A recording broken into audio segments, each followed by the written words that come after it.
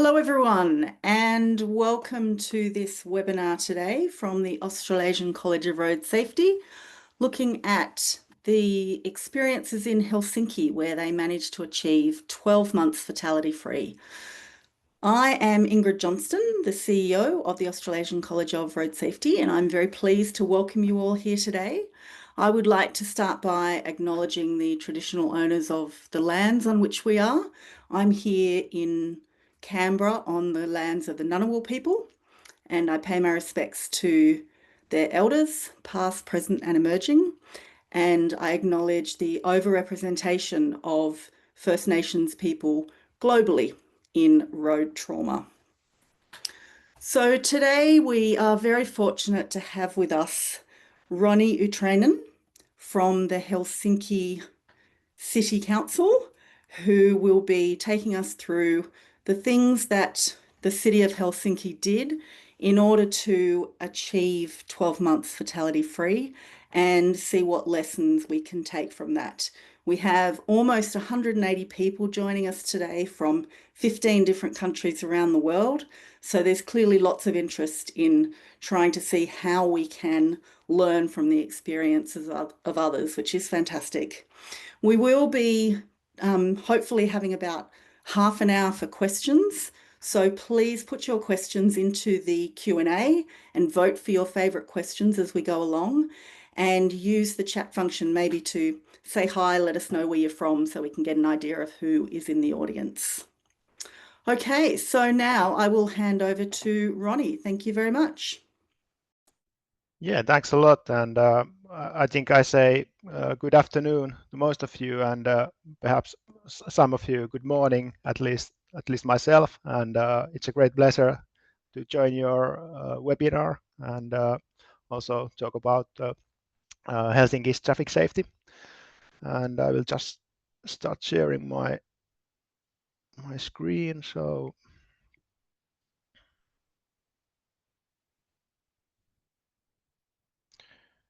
yes, I hope you can now see the presentation.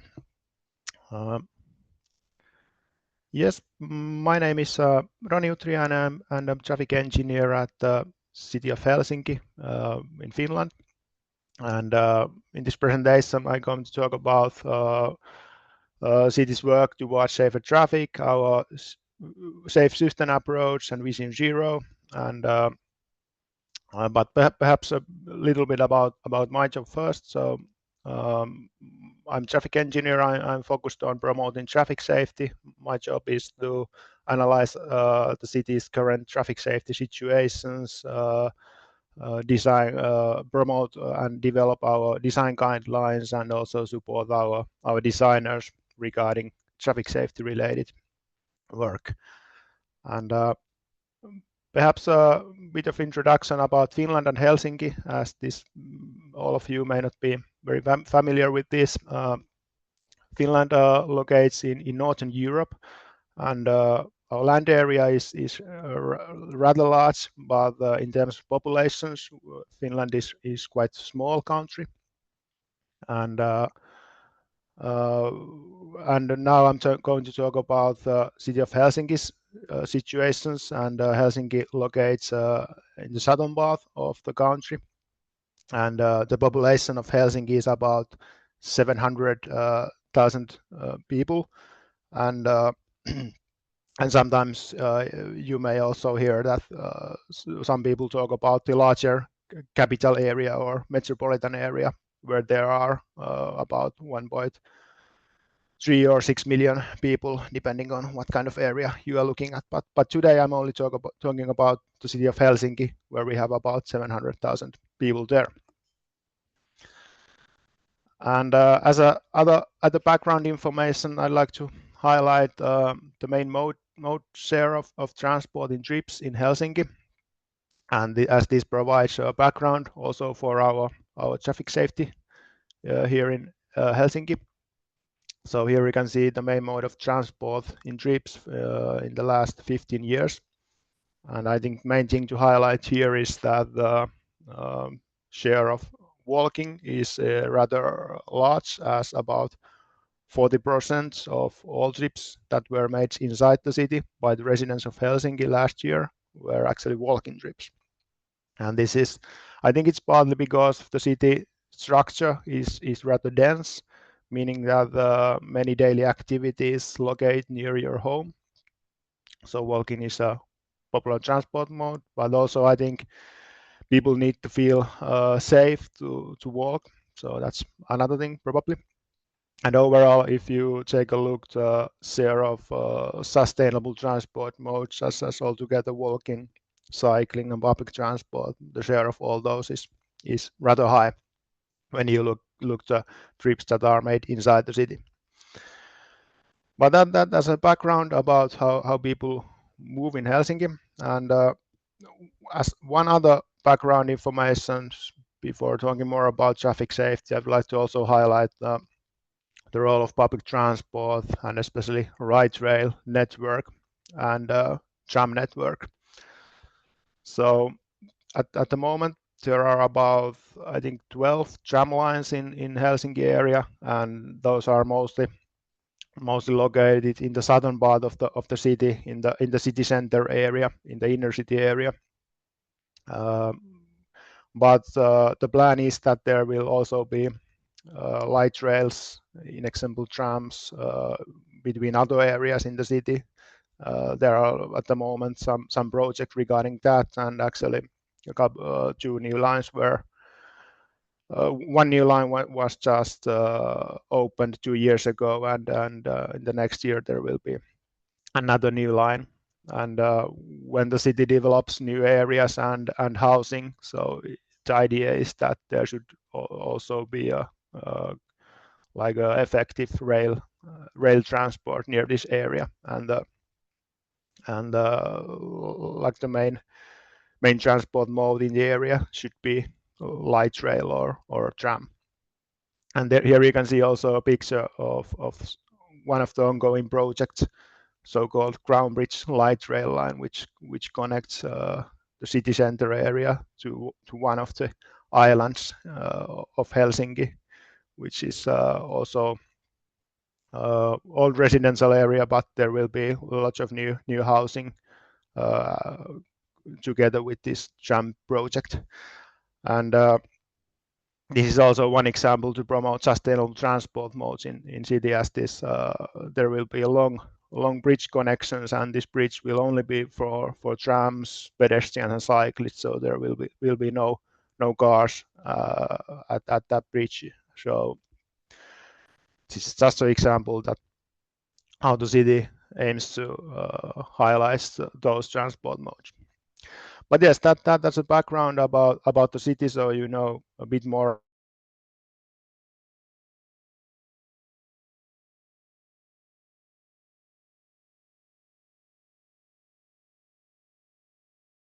safety.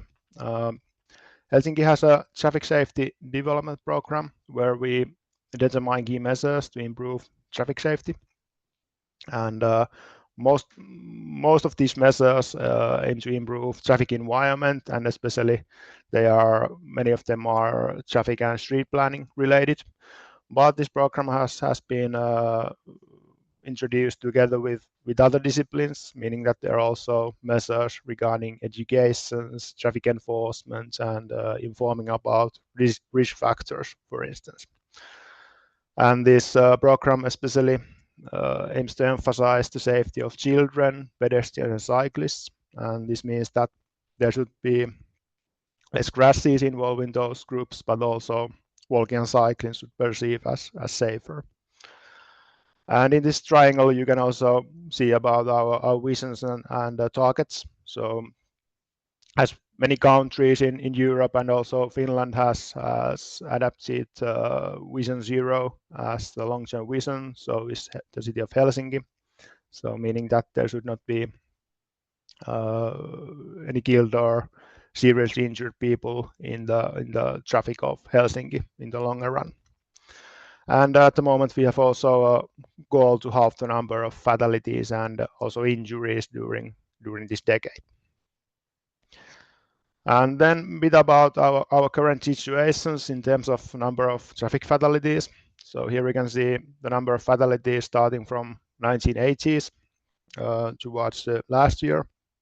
And if you look here, maybe main point is that in the 1980s and also in the beginning of 1990s, there were about 30 fatalities each year in Helsinki, and sometimes even more. But during the last couple of years, there have been on average about 4 or 5 fatalities annually.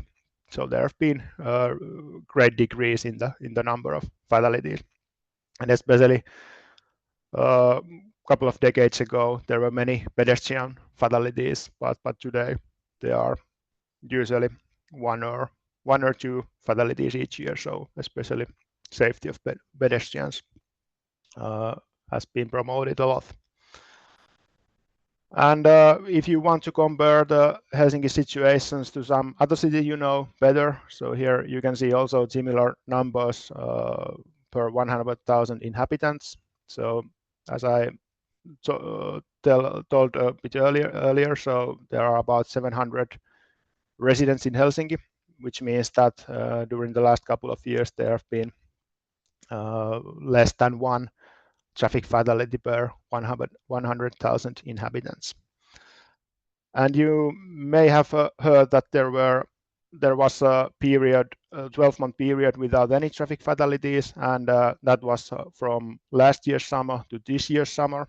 There were no traffic fatalities at all in Helsinki, but unfortunately that period ended. So in this autumn there were a couple of fatal crashes. There have not been any zero year if you look at the calendar years, but this is something that the city aims to do in the future, even though it's not easy, and it's not only about what we do to promote traffic environment, but there are also many other things behind that. But that about the statistics, and next I will talk about some of the key measures regarding traffic environment to improve traffic safety. I say some key measures because I think you know very well that when we are looking at a very complex transport system, it's not always easy to say what is the exact impact of different measures and what is exactly behind the certain kind of development in traffic safety, or decreasing or increasing the number of accidents or crashes. And it's also good to know that the traffic environment is not the only thing behind better traffic safety. There are of course many other things such as behavior, attitudes, maybe culture also, and traffic enforcement, and also safer vehicles are really important. But what I'm now going to talk about is mostly related to traffic environment, as the city is responsible of developing environment. And these measures I will now talk about are probably some of the key measures.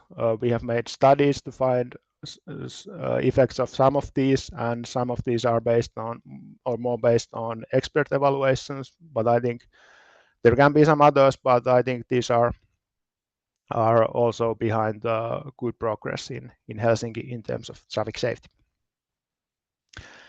So let's start talking about speed limits. So Helsinki has reduced speed limits several times during the last decades. Today, 30 kilometers per hour is the most common speed limit, as about 60% of the street network have this speed limit.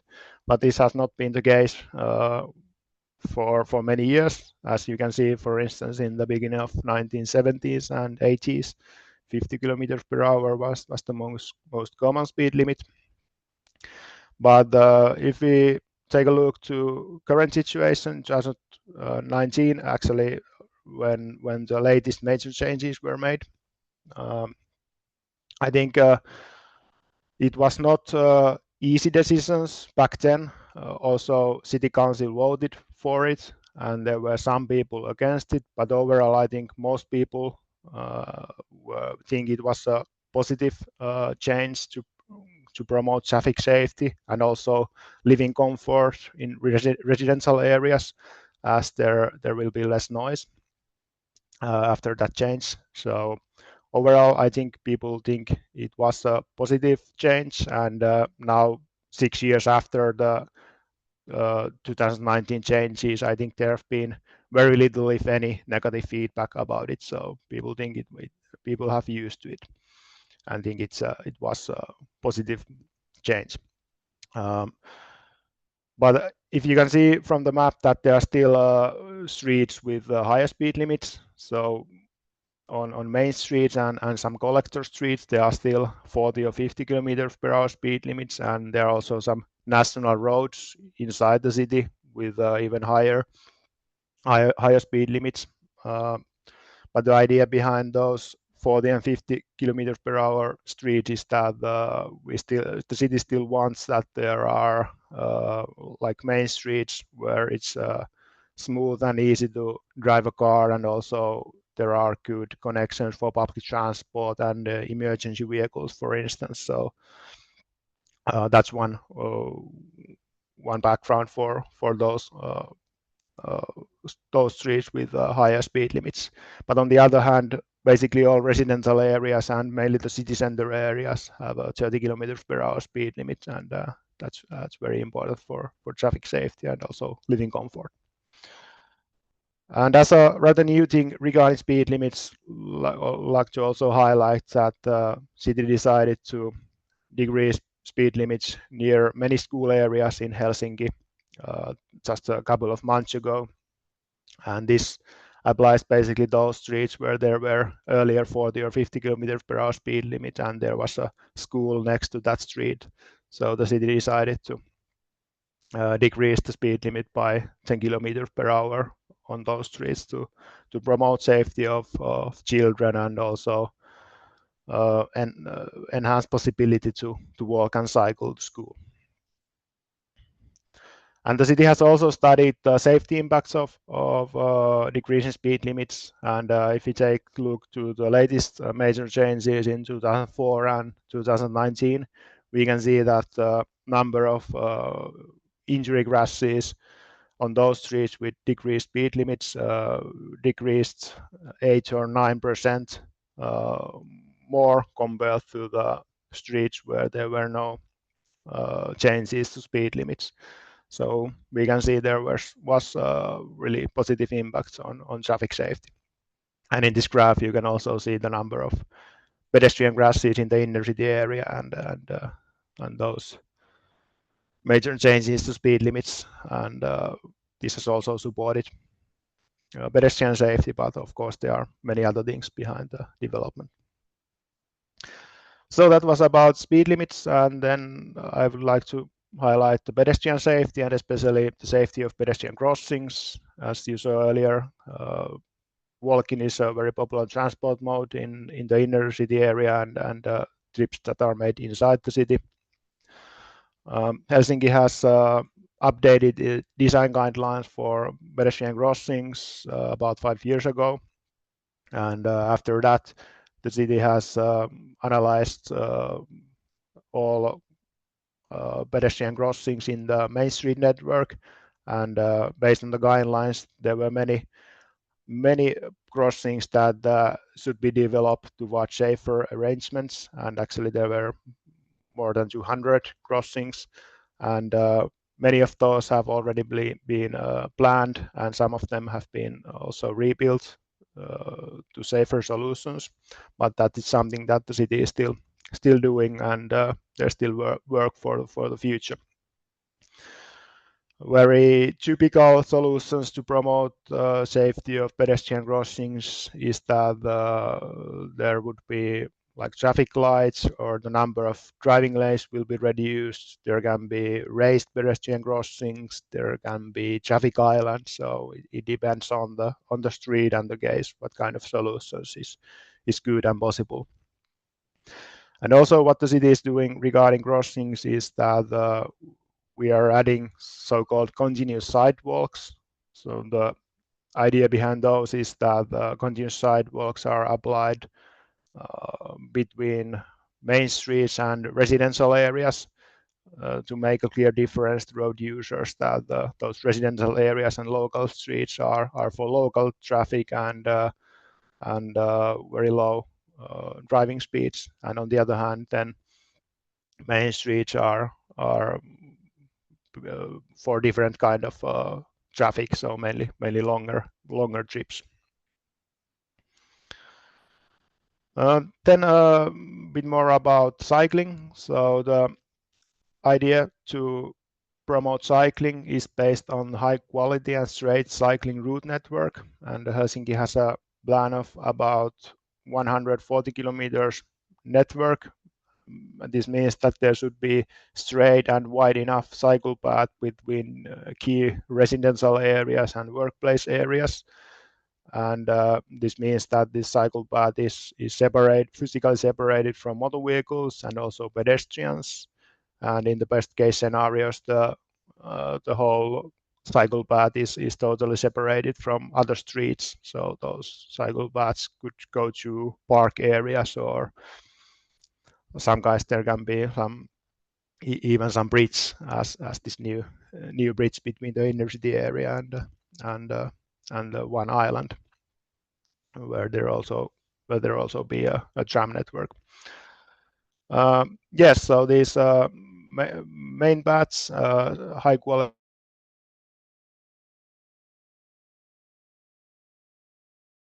There cannot be this kind of high quality path on every street, and at least in the beginning and at the end of cycle journey, you need to cycle also on other streets without any separated cycling infrastructure. And this usually means that you need to cycle on local streets, and that's why it's also important that the speed limits on those local streets is 30 kilometers per hour, and also there are the other traffic calming measures to make sure that it's safe to cycle on together with motor vehicles and share the road with them. The cycle network is key approach to promote cycling and safety, but also the city is taking a look to some other dangerous spots there might be in the street network, and those spots are usually intersections or crossings. And here are two examples how the city have developed some of the dangerous or challenging areas for cyclists. For instance, here in the left, you can see an example where there were many crashes between cyclists and drivers. And even though there were raised crossings, it was not enough because there were some challenges there. And the city decided to apply modal filter to prevent these crashes. And this means that the connection for drivers was taken away at the one side of the intersections, and as there were no any other good solutions to promote cycling safety in this challenging place. And this is not very usual. Yeah. Sorry, Roni, I think we've lost your slides. Okay. Let's try it again.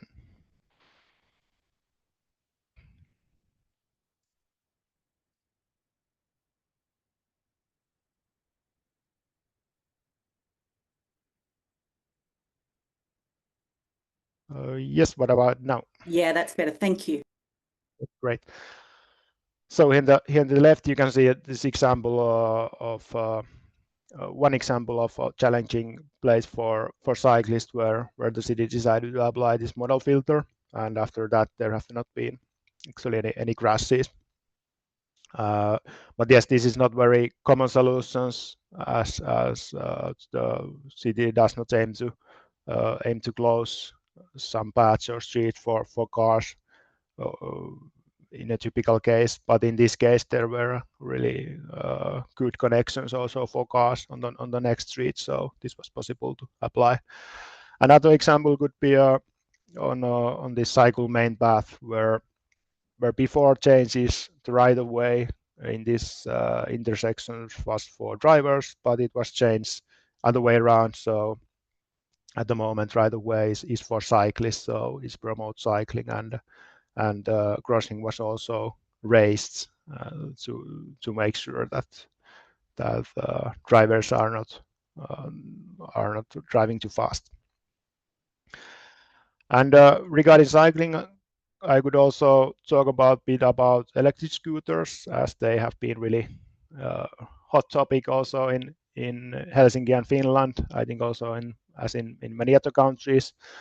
But yes, there are many e-scooters and shared air scooters also in Helsinki. And together with e-scooter operators, Helsinki has introduced many restrictions on those shared air scooters. And we have studied also the impact of them and found that they were really effective to prevent the number of serious crashes. So basically, what restrictions Helsinki have? So maybe the most effective one was that the shared e-scooters are not allowed at all at weekend nights. So meaning that you cannot start the trips, e-scooter trips during the nighttime at weekends. And also maximum speed limit is 30 kilometers per hour during the day, and during weekday nights it's 15 kilometers per hour. And especially to promote accessibility for walking, there are dedicated parking areas in the city center area and also some specific area where there are lots of pedestrians. And as for the new thing, the government in Finland made a new legislations on micromobility, and this gives better ways to regulate micromobility for municipalities, as before that legislations cooperations between the city and the operator was more about voluntary cooperations from the operator sides, but after the new legislations, city have better ways to regulate micromobility.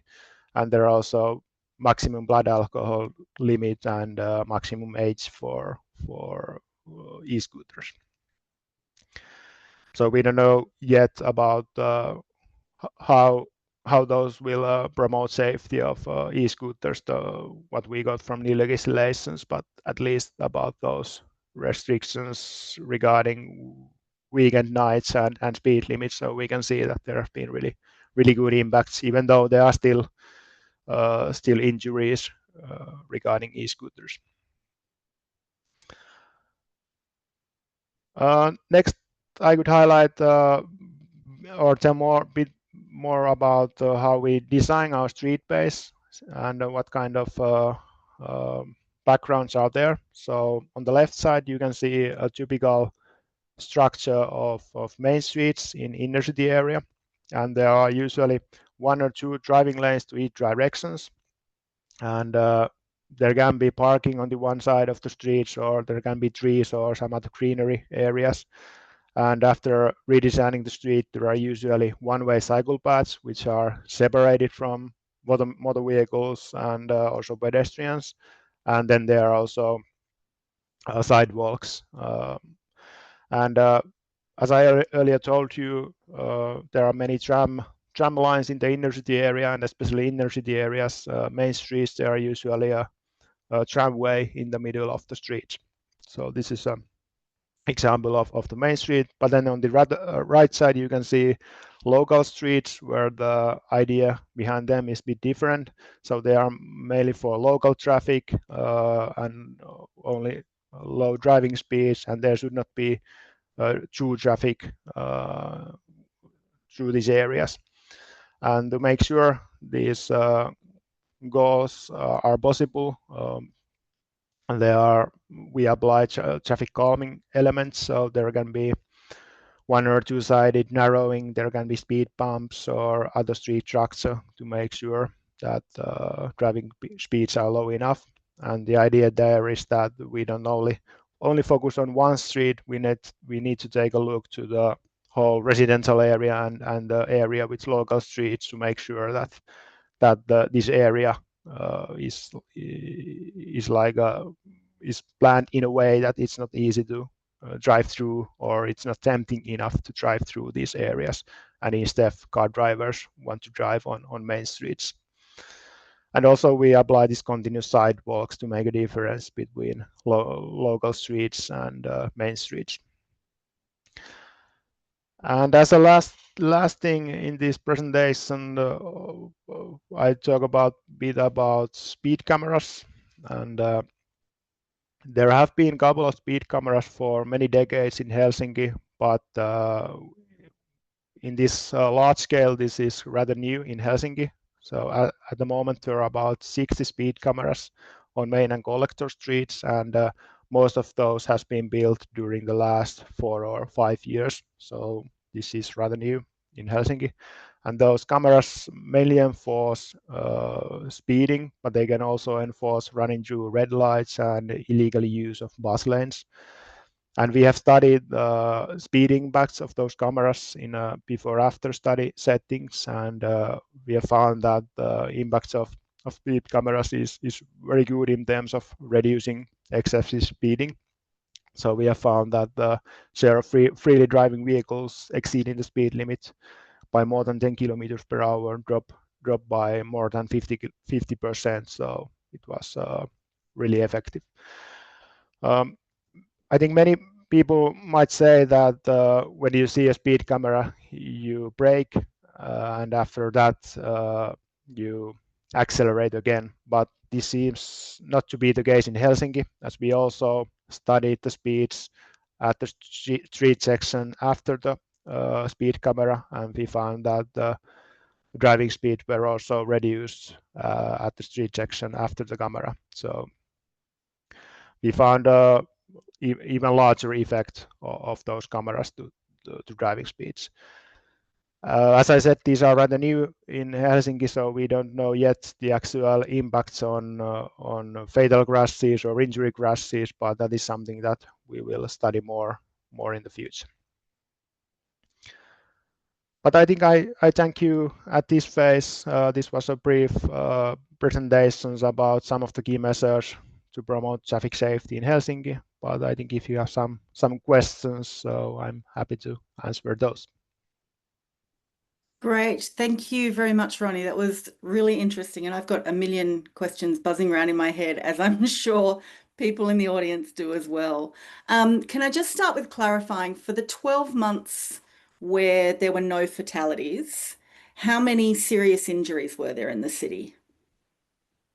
Yeah, well, statistics of serious injuries is a bit lacking, so we don't yet have an exact number, but typically there have been from 10 to 20 serious injuries each year. But as regarding all injuries and also serious injuries, the problem is that we don't get the exact number of how many injuries there are, because many or our key statistics about crashes and injuries is based on police reported crashes, and we know that many injuries and many crashes are not reported to police. We also apply hospital data and some other data sources, but there are some challenges also there. So there are probably more than about 10 or 20 serious injuries each year, but this is quite close to the actual number, I think. Yeah, okay, thank you. So we've got a few questions from the audience coming in. So we've often got resistance from bus operators on raised crossing points. They worry about passenger comfort and bus chassis flex. Did you have similar problems in Helsinki? And if so, how did you overcome them? Yes, there have also been discussions with bus operators and also with some other operators with larger vehicles. I think the main idea when applying raised crossings or speed bumps is that they are mainly on local streets, which are not designed for buses and bus transport. So on those areas, also bus operators understand that they should drive carefully there and with lower speeds.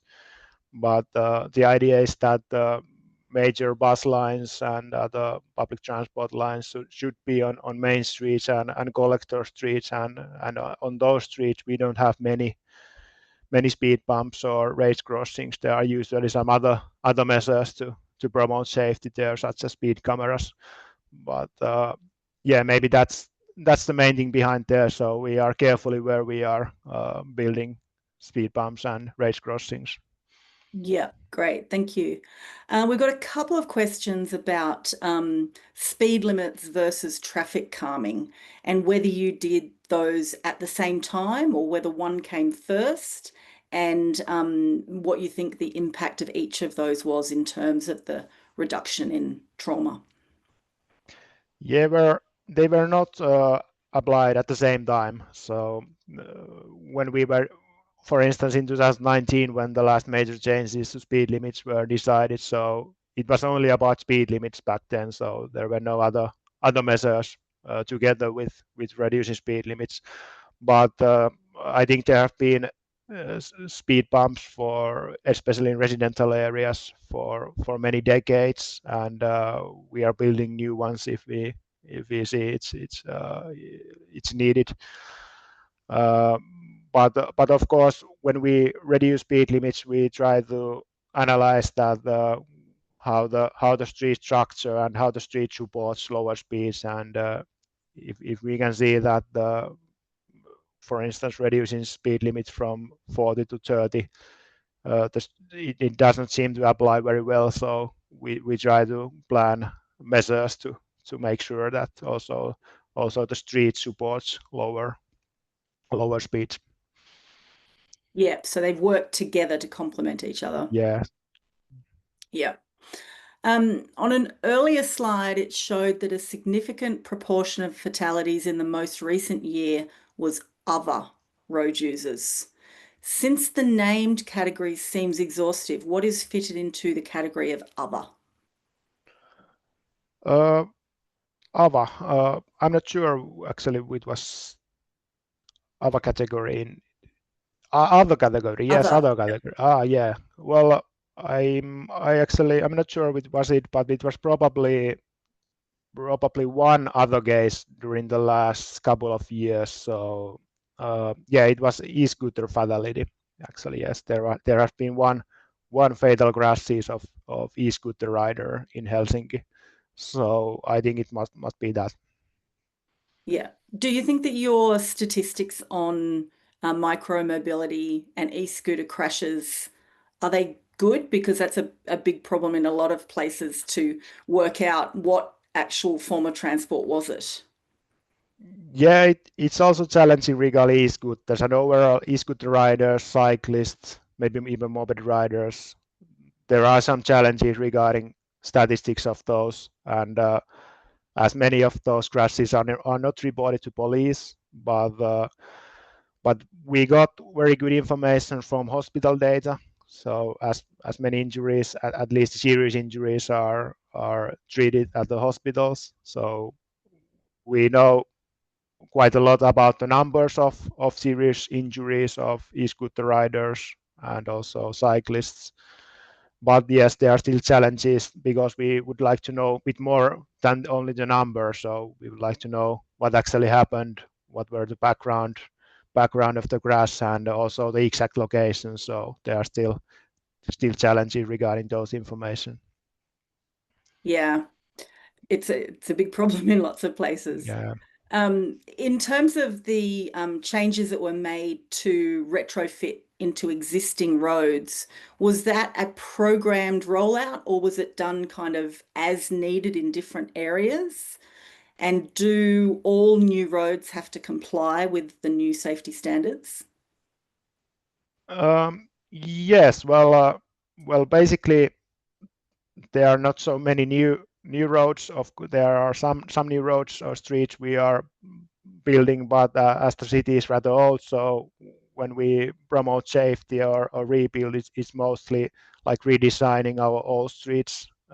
And yes, when we renovate the streets and want to develop the transport system or the infrastructure under the street level, like sewage or that, so yes, there are certain kind of guidelines we follow, and try to promote traffic safety, promote better cycling infrastructure there, also walking infrastructure. So yes, basically when we are doing something major to the old street network or old streets, so the idea is that we follow the newest guidelines.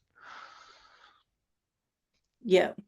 It seems like the speed limit changes happened over a number of decades, slowly coming down from 50 to 40 to 30 throughout the city.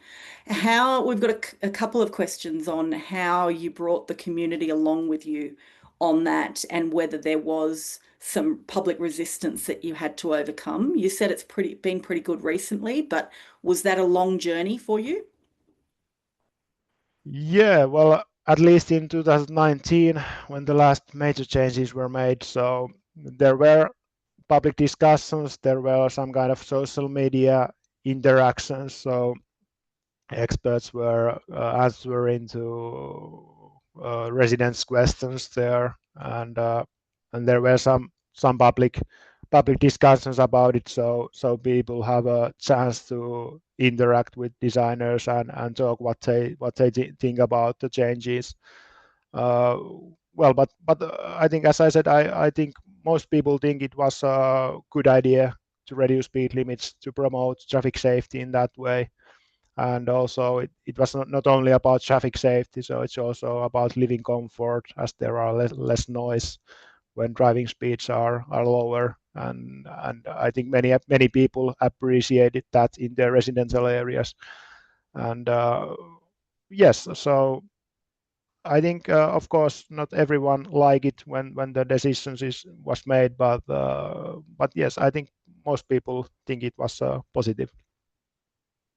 It's interesting if the community looks at the other benefits that you get, because I feel like we often have to kind of include them as a bit of an add-on. It's okay, we're making it safer, but there's these other things that you'll get as well.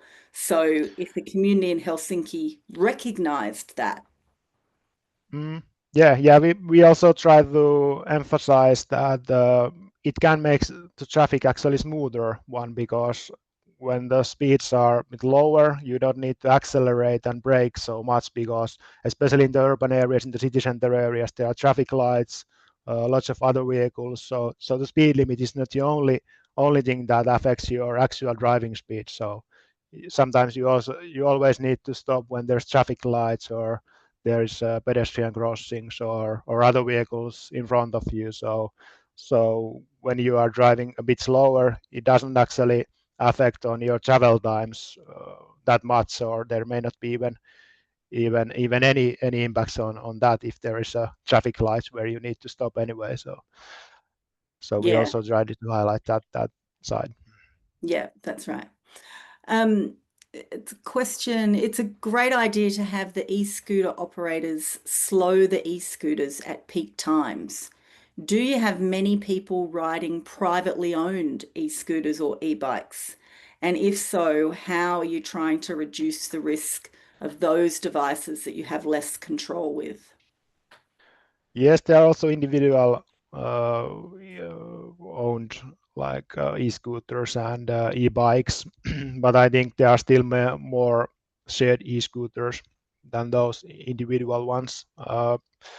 Yes, that are a bit challenging, because yes, the city can like regulate the shared e-scooter operators, but we cannot regulate individual people how they use or ride with their e-scooters and e-bikes. So that comes from the national legislations, and I think there are not any similar restrictions in the legislations compared to those that city has applied for shared e-scooters.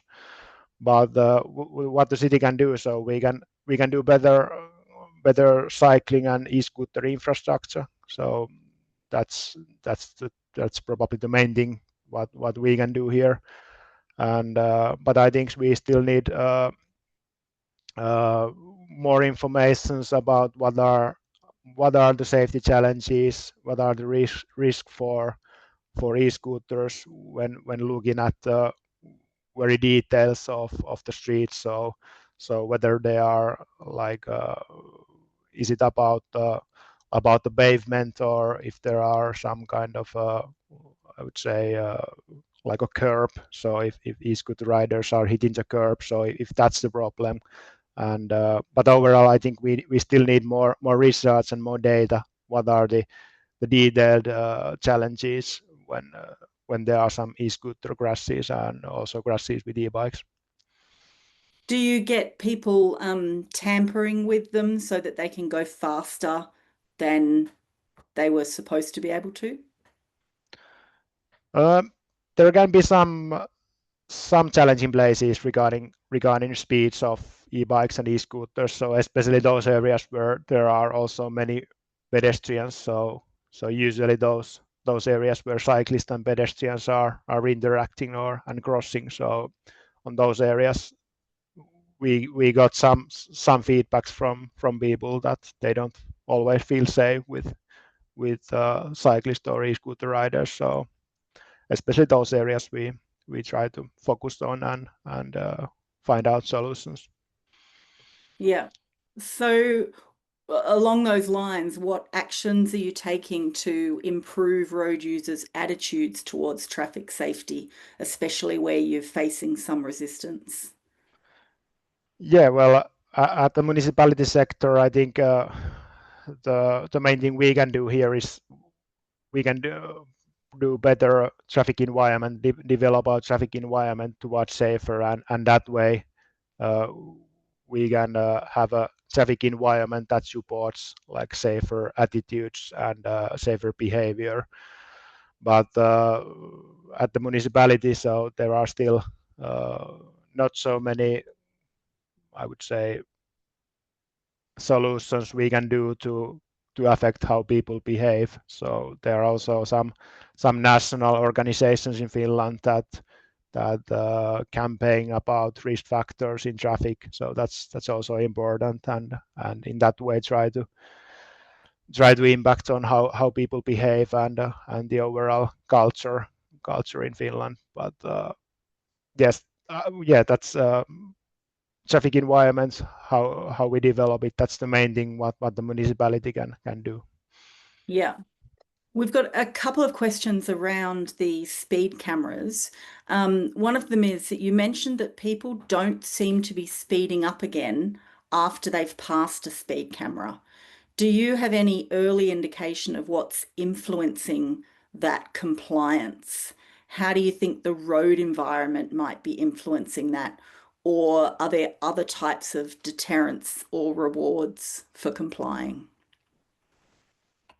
Um, yeah, as the study shows, speed cameras has been effective of reducing excessive speeding. So speed cameras are one of the main things to make sure that people follow speed limits on main streets where there are 40 or 50 kilometers per hour speed limits.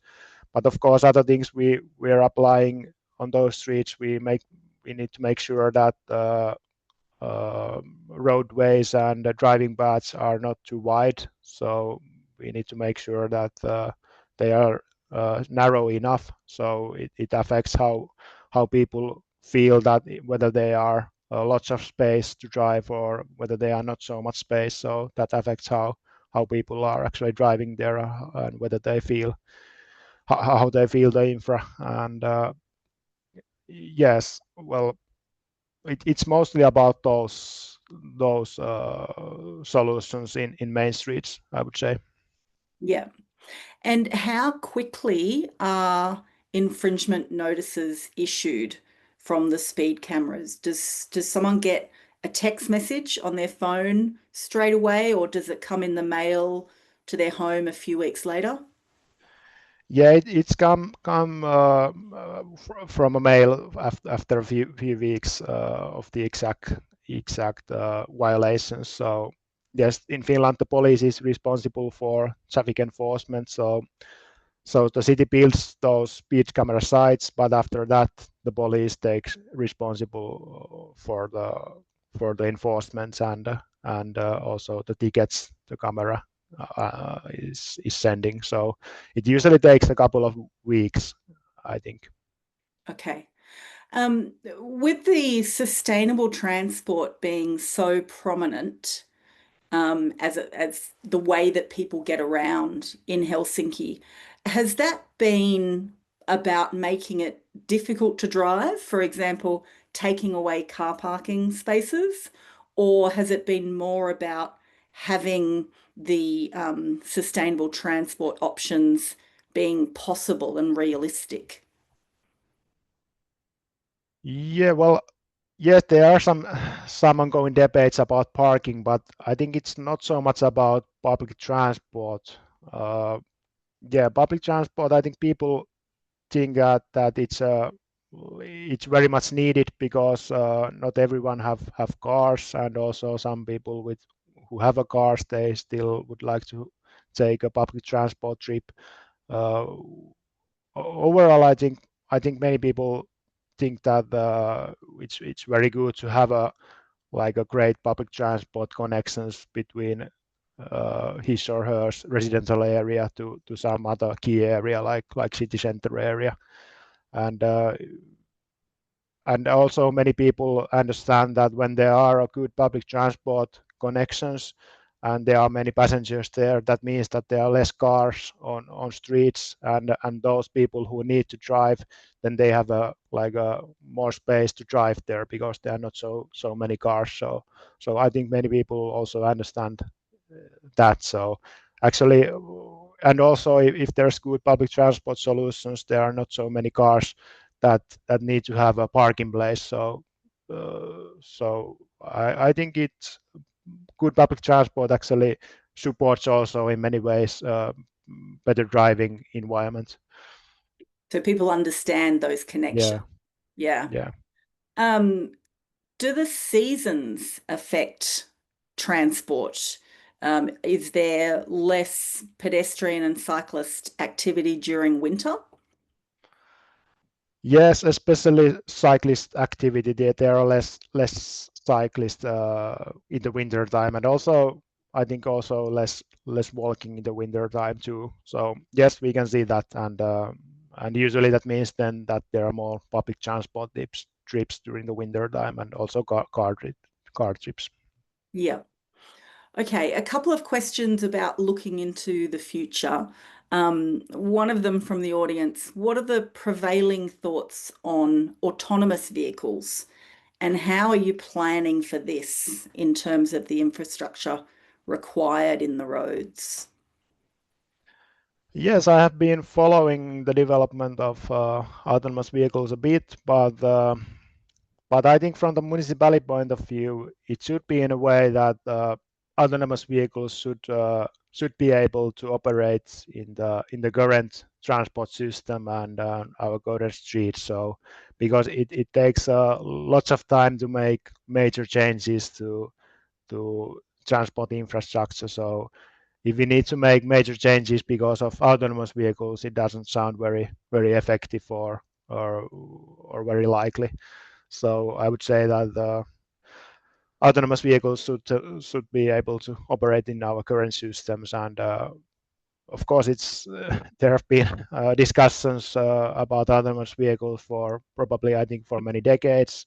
Perhaps it's at the moment seems that they are evolving there, but still we don't have any autonomous vehicles in Finland.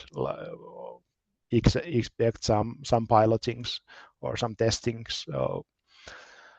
So we'll see what the future comes with autonomous vehicles.